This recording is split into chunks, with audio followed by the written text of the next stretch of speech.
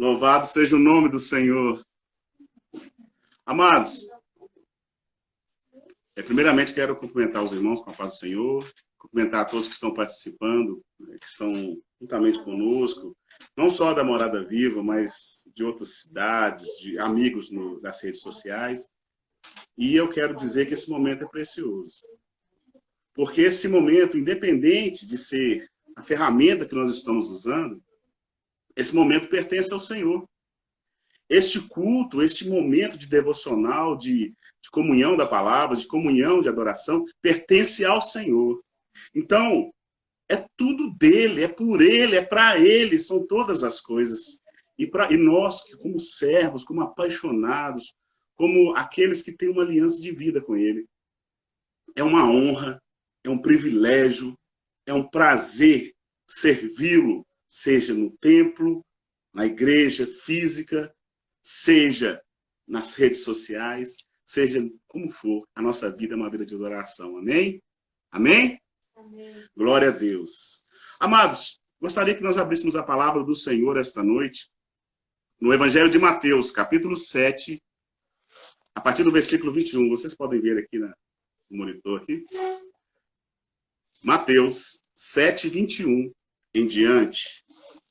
Amém?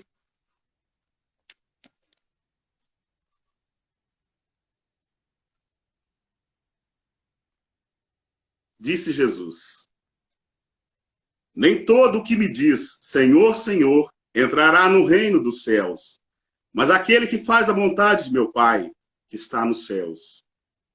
Muitos me dirão naquele dia: Senhor, Senhor, não profetizamos no teu nome? Em teu nome nós expulsamos demônios? Em teu nome não fizemos muitas maravilhas? E então lhes direi abertamente: nunca vos conheci. Apartai-vos de mim, vós que praticais a iniquidade.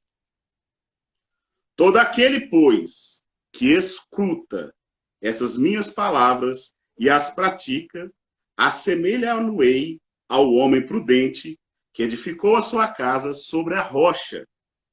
E desceu a chuva e correram os rios, e assopraram os ventos, e combateram aquela casa, e não caiu, porque estava edificada sobre a rocha. E aquele que ouve essas minhas palavras e não as cumpre, compará-lo-ei ao homem insensato que edificou a sua casa sobre a areia, e desceu a chuva, e correram os rios, e assopraram os ventos, e combateram aquela casa, e caiu, e foi grande a sua queda. Amém? Amados, a palavra de Deus é viva, perfeita, eficaz. A palavra de Deus é a estrutura de toda a nossa aliança com Deus, da nossa fé, do que nós caminhamos, como nós caminhamos nesse relacionamento com Deus. O fundamento principal é a palavra de Deus. Mas a palavra de Deus, como até Tiago também cita, ela exige algo de nós.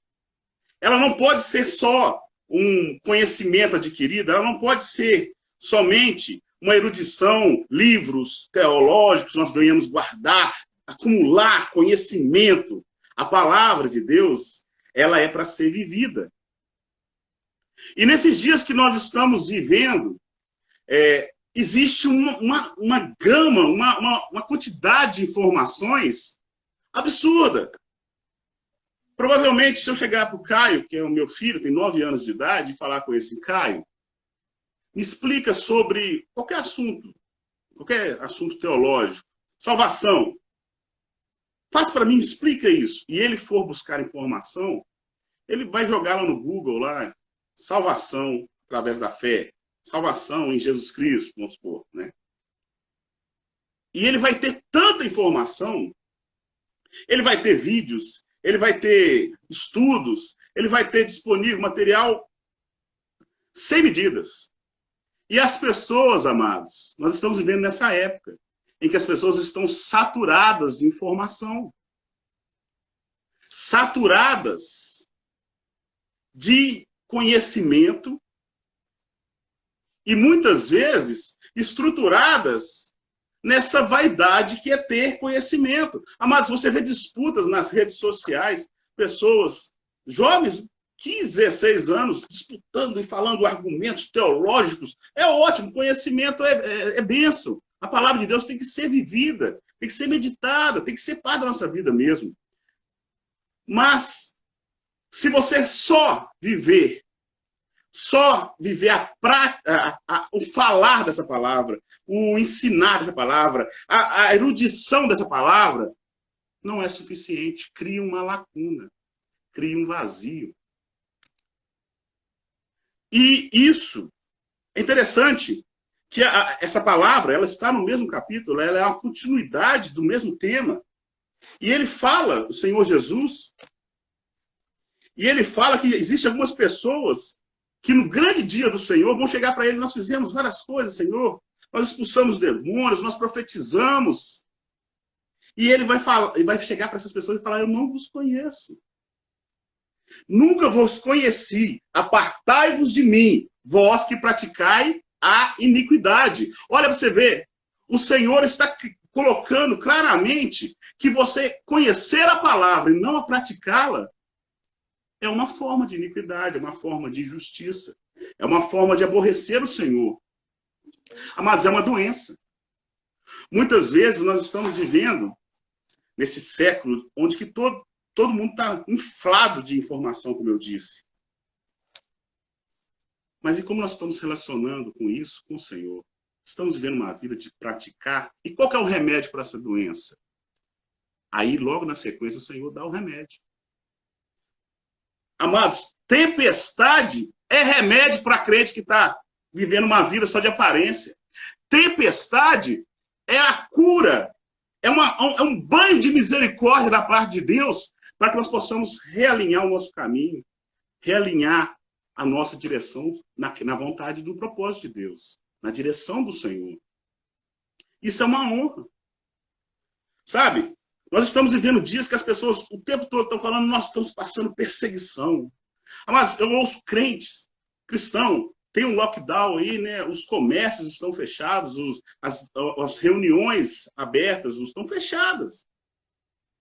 E tem cristão que está desorientado. Ai, meu Deus, a perseguição que o cristão está vendo. Mas não é perseguição de cristão isso não. Quando a perseguição chegar, você vai saber, meu irmão. Você vai saber, não vai ser isso não. Esse sol e essa chuva tá sobre todos. Todos estão sendo submetidos a essa tempestade. É igual essas duas casas. Na casa da rocha e na casa da areia, a chuva foi igual para os dois. A tempestade veio para os dois. Mas a tempestade, ela traz à tona muitas coisas. E a tempestade, ela evita, muitas vezes, que nós cheguemos nessa primeira parte da palavra que eu dei aqui, que é chegar diante de Deus e descobrir que tudo que você fez foi em vão. Porque você não estava firmado no fundamento certo. Muitas vezes nós estamos inflando, nós estamos crescendo, nós estamos virando mega. As igrejas antigamente eram um templo que tivesse 20 pessoas, era um templo de Deus, era uma igreja. Hoje em dia as pessoas estavam tendo até vergonha de falar que na igreja dele tem 30 pessoas. Por quê? Porque existem mega igrejas. Glória a Deus, é a obra de Deus. Mas tem muita gente correndo para as mega igrejas para se esconder. Lá você fica escondido, confortável, naquele alimento, naquele momento, naquele conforto, naquela vaidade, naquelas luzes, naquelas sequências e sequências de campanhas, de projetos, de sei que lá, eventos, entretenimento. Mas, amado, o Senhor está vendo isso. E o Senhor sabe que no dia que ele chegar, ele vai ter que cobrar, ele vai cobrar. Não sou eu, não é um irmão, não é o pastor que vai cobrar, não. É o Senhor. É o pastor dos pastores. É o bom pastor, é o Senhor. E o bom pastor, ele cuida e corrige as suas ovelhas também, porque ama. Essa tempestade, amado, é tempo de mudança. É tempo, sabe? Nos últimos anos, tantas vezes que eu já vi as pessoas clamando por avivamento. Aviva, Senhor, aviva. Amados, esse tempo É um tempo de avivamento. Esse tempo onde que as pessoas estão perdendo muita estrutura, é um tempo de mudança. Amado, não existe uma revolução interior, uma revolução numa instituição, uma revolução no corpo de Deus, se primeiro não tiver algo forte, marcante. Tamanho é do engano, tamanho também é a tempestade. E a tempestade desnuda os fundamentos. A tempestade retira, porque enquanto a aparência estava só na casa, estava tudo tranquilo. Era todo mundo igual. Era todo mundo igual. No livro de Amós 3, 7, 8, fala: certamente o Senhor soberano não faz coisa alguma sem revelar o seu plano aos seus servos, os profetas. Amado, você não está sendo pego de surpresa, não. A palavra de Deus diz que nos últimos dias, e nós estamos vivendo os últimos dias, haveria peste, haveria guerras, haveria terremotos, haveria uma série de situações que ainda não eram o fim.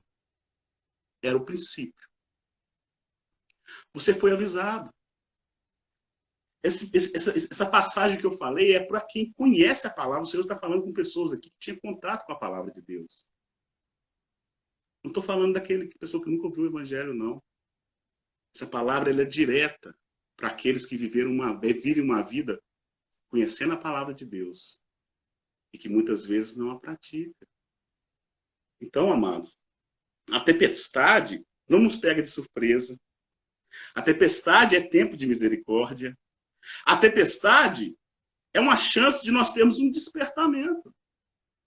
É uma chance de nós, sabe, de nós pararmos. Muitas vezes na vida a gente tem alguma coisa que tem que acontecer para você parar, rever os seus caminhos, endireitar.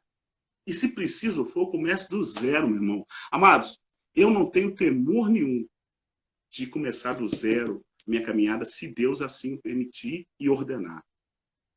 Sabe?